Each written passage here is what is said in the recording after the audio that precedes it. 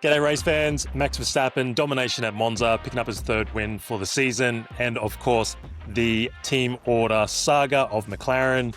It is what it is. We've had a few days to stew about it. Mick, what did you think about that and the race overall? Fastest race in F1 history. Super Max, man, like that thing was on another level. Slightly scorned. I can see both sides, but overall, for the race, it's just a standard Monza race. I think we need to switch to a softer compound and force a two-stop race because, just a DRS train. It was an interesting option from Pirelli because they went with the exact same compounds that they used last year, which was predominantly a one-stop race, and we just got the exact same thing. You've got that C6 compound there. Might as well use it, spice things up a little bit. But speaking about spice, we've got a championship battle on our hands, and with only 8 or 9 races left, we get team orders. Obviously, when it happened, I thought this is ridiculous. I thought, well, come on, Oscar, show a bit of ruthlessness. Don't give the position back. But he did, and he did so pretty quickly. What do you make of it all? Oscar was a little bit hard done by. I can see McLaren's side. I think it was more of a hangover from Zandvoort, because then you've got 2 situations, 2 weekends in a row where the team has cost Lando the highest possible position, especially in a title fight. And I think in Monza was more of a payback for what happened in Zandvoort. Oscar came on the radio and said a slow pit stop was part of racing, but then in the end played the team game. For some reason, they had to refer back to last year's race in Hungary, and I felt like it was a bit of a guilt trip into getting Oscar to play the team game. And I mean, he played the team game anyway. He helped Lando get into Q3 because Lando made that mistake at the start of Q2 and then basically crossed the line for his last lap with 14 seconds to go, and Oscar gave him a tow. But yeah, the more I think about it, the more I'm a little bit like, he was dudded again. Where do they draw the line in the sand? Like, do they keep doing this throughout the season? Do we get to Abu Dhabi and they're fighting for a championship, and then the same thing happens with a slow pit stop again? Yeah. And then, are they prepared to come onto the radio and go, oh, you got to give the position back? Because coming to that point of time, I think both drivers would be pretty ruthless and be like, no, because like Oscar said, the pit stop is part of racing. Yeah, even Max said it. Well, Max was pretty surprised by the whole thing, wasn't he? He's like, I don't blame him. Yeah. If the roles were reversed, like, I mean, we even saw in Hungary, it took Norris 17 laps to finally concede and do the right thing. No. So I think if the roles are reversed, is Norris going to be so kind? I don't know. And will McLaren even give the option to Norris? If he's out in front and the championship battle's on the line, would they swap him? I bet you they won't. Part of me just sort of felt like Oscar should have just shown pure ruthlessness. Because we all talk about it. When you look at most Formula One champions, there's an element of ruthlessness amongst all of them. Yeah. Max ain't going to do it. Well, that's the thing. Like, you'd never see Max do that. I hope it doesn't come down. Yeah, we don't get another situation like it where the team game is put above the individual drivers in a proper championship battle. Yeah. At the end of the day, McLaren's got the Constructors' Championship wrapped up. Yeah. Now it's down to each side of the garage to basically beat each other. Yeah, you're part of the same team, but you are both in an individual championship battle now. Look, it will be very interesting if in these upcoming races something like this happens again. And I reckon it will. Like, they've set the precedent, right? They have to do this now every time. Otherwise, you're going to be seen to be favouring one driver over the other, and then you start to manipulate race results based on who you favour.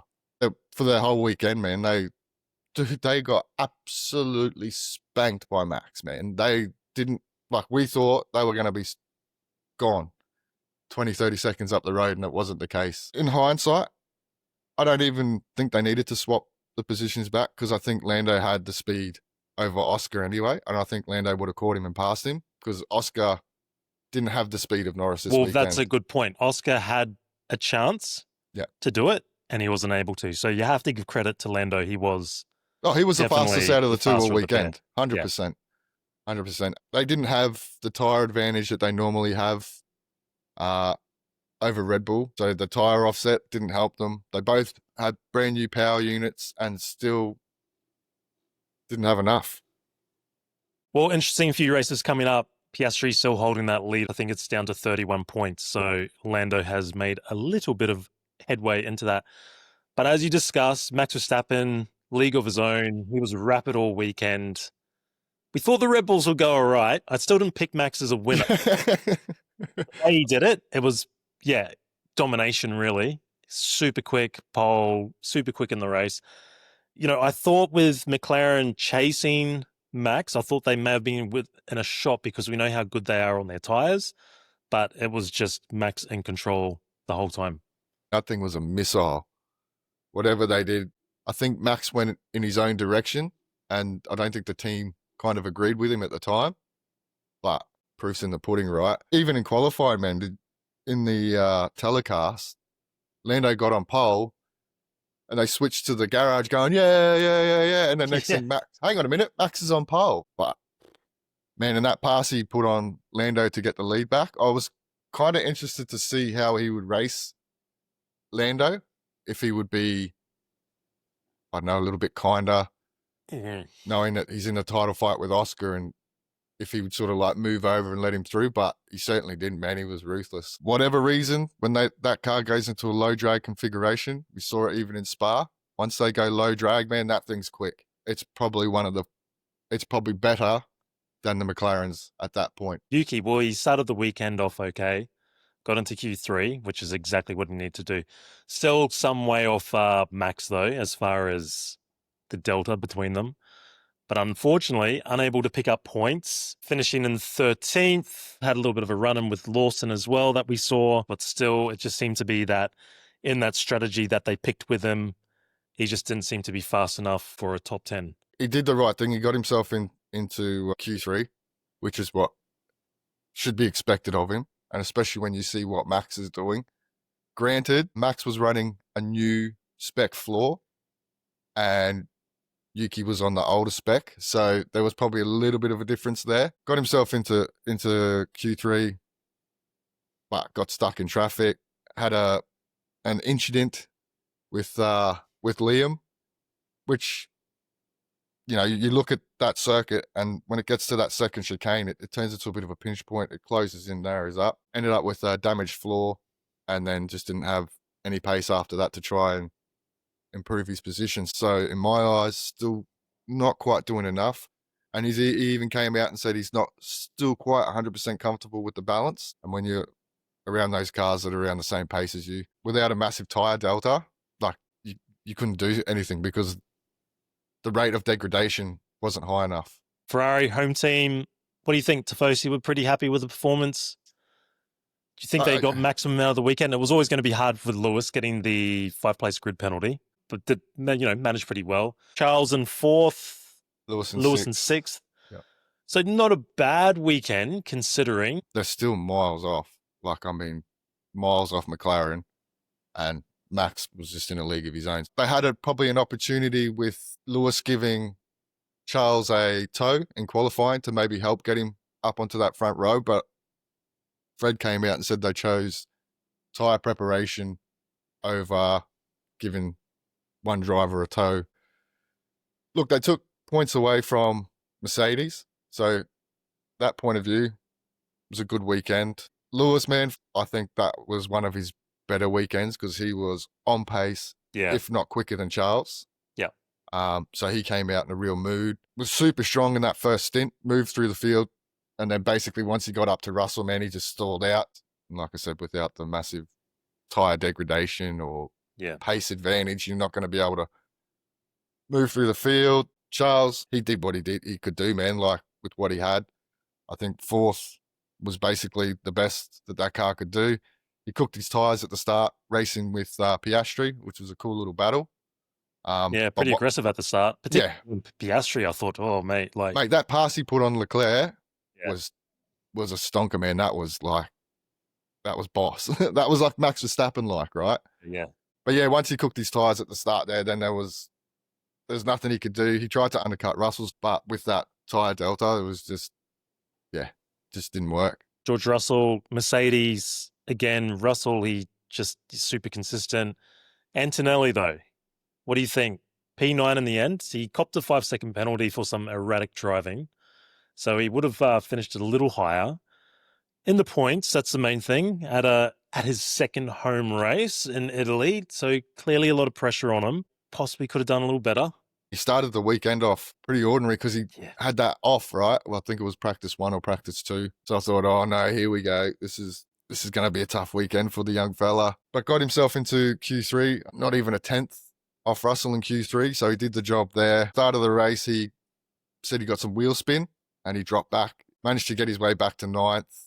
Scored some points. Mixed weekend. It's just confidence at the moment. You heard over the radio with Bono. Bono was like, dude, you need to keep on top of your brake balance, man. Like, this is what's going to help you. You saw a couple of times him locking up. He did what he needed to do, right? He matched Russell in qualifying, scored a point. Probably should have been higher up, but the bad start didn't help, and then he just got stuck in traffic. Russell, man, this dude, so consistent, right? Just like I said, if the car's quick enough for 5th or 6th, he was in 6th. Not much more he could have done. He tried to undercut Charles, came out of the pits, was stuck in traffic. Nothing he could do. So, yeah. For George, maximum this weekend. Yeah, well, he needs to because, obviously we've got that tight battle for P2 and the constructors between Ferrari, Mercedes, and Red Bull. Yep. I'd probably say Red Bull is a bit of a struggle because Tsunoda's not really picking up the points. So well, I think it's a one-man show, right? Yeah. I'd say it's more of a Ferrari, Mercedes battle for P2. Williams, obviously, they're locked in a big battle for P5 and the constructors. And again, not being able to get the double points. Sainz, again, wrapped up in an incident, this time with Ollie Behrman, which I thought was a little bit harsh on Behrman, getting that 10-second penalty. And again, you talked about that part of the track, bit of a squeeze point. Albon, though, again, just showing that he has really stepped up this season, picking up some good points. I thought that they'd be a lot quicker than what they were. They were definitely stronger in the race. Again, Saturday let them down. Pure and simple. On Saturday, qualifying, they were like nowhere. 13th and 14th, wasn't it? Yeah, 13th and 14th, and they were a mile off. So I thought, they're going to be in for a struggle on Sunday. But come Sunday, that car was definitely a lot better. And I think Albon said, when we go low downforce, our race pace is quick. They were matching pace with the front runners. Carlos, the incident with Ollie.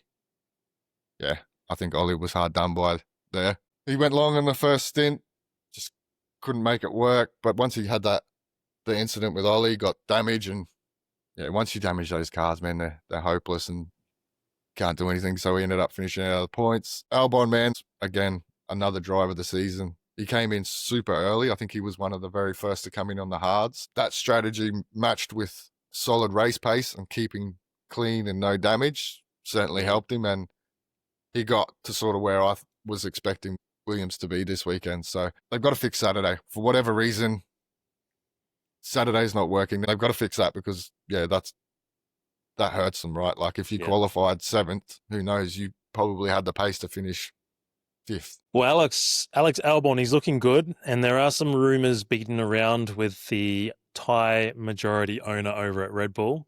Apparently wants him back in that hot seat over there at Red Bull. So, mate, well, I mean, look, it's going to be a tough one. Don't do it. Yeah. Don't do it, bro. Don't do it. Don't do it. Because I think where Williams is going, they're setting up really nicely for the next 5, 6, 7, 8, 10 years. And I think you're positioning yourself really well within that team, and I think you should stay there. You're getting plenty of love there. Perfect environment for you. I think the only way you would go there is if, let's say, you knew Max wasn't going to be there for 2026.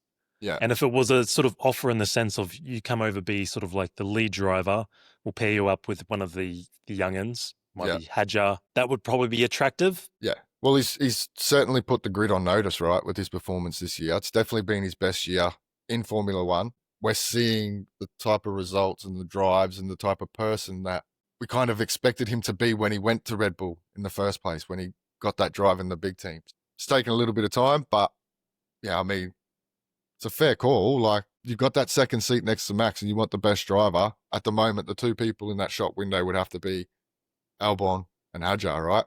Yeah. So But don't do it. Sure. Don't do it, man. Don't do it. Don't do it. Don't do it. Do it, Alex. Stay where it. you are, mate. Yeah. Now, speaking of a rookie that's doing pretty well, and he's just growing as the year goes through, Bortoleto finishing P8 in the points of a Q3 appearance for him, qualifying 7th. Look, he just keeps impressing me. The growth of Bortoleto, not bad for a B-grade driver helmet. And poor old Hulk, though. The life continues for him.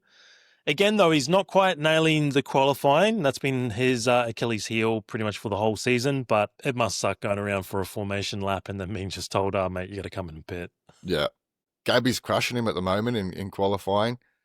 Yeah. And that's, I think, Gabby's 4th Q3 appearance in the last 5 weekends. Man, they were the quickest in the speed trap. They were the fastest car in the speed trap. So whatever they've done to that car, man, like they've done an amazing job to get that car to where it is.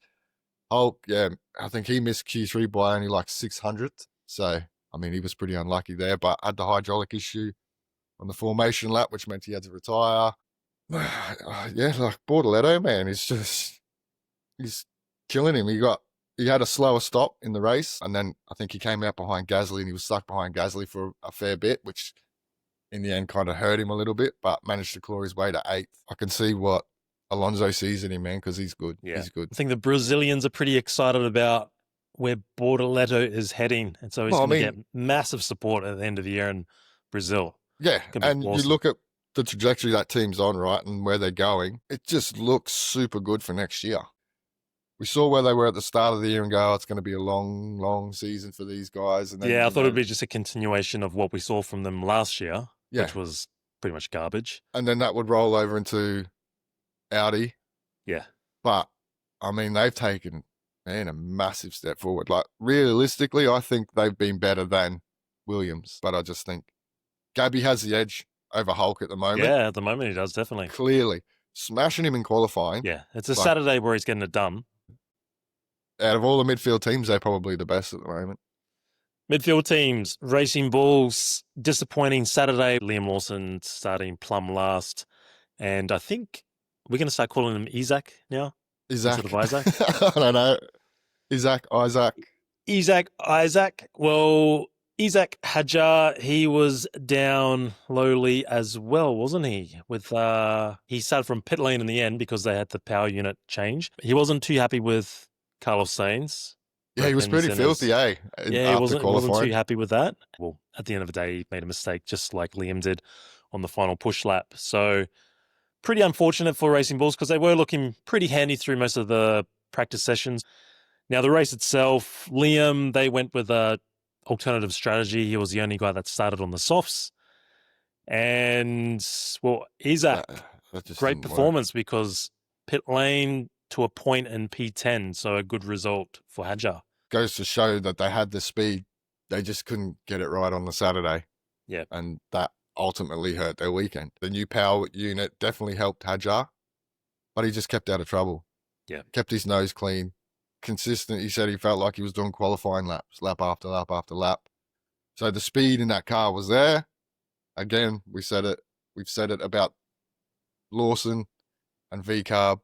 If you don't get Saturday right, you're going to put yourself in positions to have bad weekends. I think Lawson, man, had to try something starting at the back. He gambled on the soft and it just... Yeah, the soft didn't work. It just didn't work. Did not work. And there wasn't enough of a tyre delta to make any difference. Had the incident with Yuki. He did all right to bounce back to P14. It showed the speed was in the car. Isaac, man, just putting himself in that shot window. Really. Like, he has to be. He has to be. He has to be the guy that replaces right? Yuki. I mean, but again, don't do it. Don't do it. I think he's a no-brainer for that second seat. Oh, has to be. And I think he'll be keen on it. Being a new regulation era, the car will be different. I think he'll back himself against Max. To a point, you can back yourself against Max. Yeah. But I think he's confident in his ability. He knows he's quick. Haas, they did exactly what we expected them to do, and that was not be in the points this week. The trend continues. And even with Ollie Behrman, he ended up P12. He got hit with a 10-second penalty, but even with that 10-second penalty, he was still outside the points. Ocon, disappointing race, finishing P15. think if I remember correctly, Ocon had a bit of a run with Stroll, wasn't it, at the start of the race? And even he picked up a time penalty, served it in the pits. But even when you look at them from the qualifying grid, Well, they were... they had the slowest straight line speed out of all the teams this I mean, weekend. Ollie did a pretty decent job, P11 in qualifying. So just outside Q3, Ocon, though, eliminated. Didn't even make it into Q2. So it just held trend. That's all I can say. It just held trend. So a great race next time out in Azerbaijan. Prediction already. This is basically, yeah. You can guarantee one of them's gonna be inside the 10. Look, Ollie, man, he only missed Q3 by a 10th. Yeah. So he outperformed that car for sure in qualifying. They had the slowest straight line speed out of all the teams in Monza. But again, it's the clunky little incidents that are costing you potential points. And he has to be careful because now he's on 10 penalty points. He's got the most of any driver on the grid. What is it, 11 with the penalty? Is it 11 or 12? 11 or 12? So I can't remember this, and we went over this so many times during... Yeah, well, now he's ahead of Max, so that's basically saying something, right? Okay, yeah. So he needs to be careful. But again, it's just those, like that incident he had with Sainz. Look, he was hard done by, man, getting that 10-second penalty. Yeah, I mean, that was a racing incident. Where was he supposed to go? Yeah.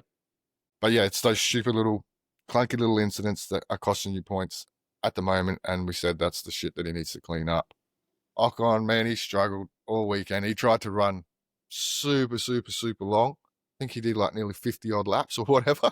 I mean, he's just gotten to that point into like safety car territory, basically. Well, that's what they were waiting for, safety car or a red flag, which around there probably nearly did pay off when Alonso had his suspension failure, but yeah, it just didn't work out for him. Well, even when Behrman and Sainz had the accident, I mean, if one of them stalled it, couldn't get it going, we were definitely due. What lap was that on again? It was later on in the race, wasn't it? Yeah. I can't remember exactly the lap. I can remember the incident, but I can't remember the lap. So yeah, again, on trend, man. Next time out, in the points. 100%. The trend will continue. The trend is your friend. The trend is your friend. Well, disappointing weekend for Alpine. The only good news that came out from the Alpine stables is that Pierre Gasly has re-signed until 2028. So he's locked in. Franco Colapinto, well, he did the right thing initially, out qualifying his teammate Pierre Gasly, but still they're all eliminated in that first qualifying session. So it was always going to be a struggle come the race. Just not in it. Never was in it. And just a stinker, basically. Yeah, look, I mean, if it wasn't for Alonso's suspension failure and Stroll having his incident, I mean, they would have finished dead last, the pair of them. They decided to split the strategy. Gasly on the hard, he started it. Did he start from? I think he started from pit lane, right, with the power unit. Pit lane with Hadjar. Changed the power unit and Colapinto on the mediums. I still think Colapinto again looked better. He was, like I said, he out-qualified Gasly and then was matching him on pace, and he was ahead of him most of the race. I mean, he should have been because Gasly started from pit lane, locked up into turn one, and then Gasly made the pass. But I think for Franco, he's just got to keep building. He's been pretty solid. Been pretty clean. In a shit car. Yeah. The last 2 weekends, right? So if he can keep building on that, he's definitely showing improvement in this second part of the season compared to the first part. And I think maybe just being given that rest of the season, a little bit of pressure's off, clears the mind a little bit, and that's probably why we're seeing a little bit more of a Franco Colapinto style performance, like we know what he can do. Problem is he's just in a car that can't show. Yeah, it needs to be something pretty special to show. And unfortunately, really, just the way that race panned out with basically just being a one-stopper, it just didn't throw any enough deg for, things to change. So even with Gasly switching on to the softs, like it's just the car was nowhere, didn't have any performance. Well, speaking of nowhere, Aston Martin, just a bit of a horrible weekend. Alonso did pretty well, though, with a Q3 appearance for qualifying in P8. But poor old Lance back in P16, and then come the race, it was just, Alonso suspension failure with a DNF. Lance Stroll, last of the runners in P18. I mean, expected. It was expected based on what happened in Spa. Like we weren't sure if that was an anomaly or what. We kind of got it and we kind of didn't get it. We got it with Stroll, and we got surprised with Alonso with that to get into Q3. Like I was like, holy, okay, that's for me. That was a bit of a surprise. Massive opportunity to score points in that constructors, and just bad luck for Alonso again. At the moment, he is probably the most unlucky driver on the grid this year. Well, you're right. That where that happened too, man, that could have been bad. Yeah. Like he was flat stick coming out of there, and it let go on the ripple strip. If it broke completely, he could have just they're always pretty scary because it's those type of failures are always a what, especially at that speed with that load coming out of that corner. Oh man, he was lucky that he could hold on to it. I thought they'd struggle this weekend. Surprised by Alonso's pace. Stroll, well, he basically just proved my point. He was nowhere. Plus, he had a slow stop. Alonso's started off well, finished shit. Not much more to say. It is what it is. Well, you're right when you're talking about that constructors battle. You always talk about getting the two cars in the top 10 in points positions. And when you look at the top 10, no midfield team could do it. That is a tight battle. Best of the rest going for P5. It is kind of cool to have that. So we've got obviously the battle for P2, battle for P5. We know how much money it's all worth. And it just looks like both of those battles are going down to the wire. So something to look forward to. Yeah. Now, as far as the weekend overall, was a bit of a stinker. Yeah. It's never great to see a race decided with some team strategy like that we saw. Great to see Max Verstappen back. The crowd loved it. The chanting during the national anthem, the Verstappen song, do-do-do-do-do, was on point. Where do we go from here? We've got Azerbaijan now. Again, another track that, need a little bit of top end down that main straight. Any surprises for next time out? Similar sort of low downforce levels. And I think McLaren have to have a bit of work to do because still a little bit probably draggy when it comes to the low downforce stuff. But yeah, as far as the race goes, I mean, the first 3 laps was gold. Yep.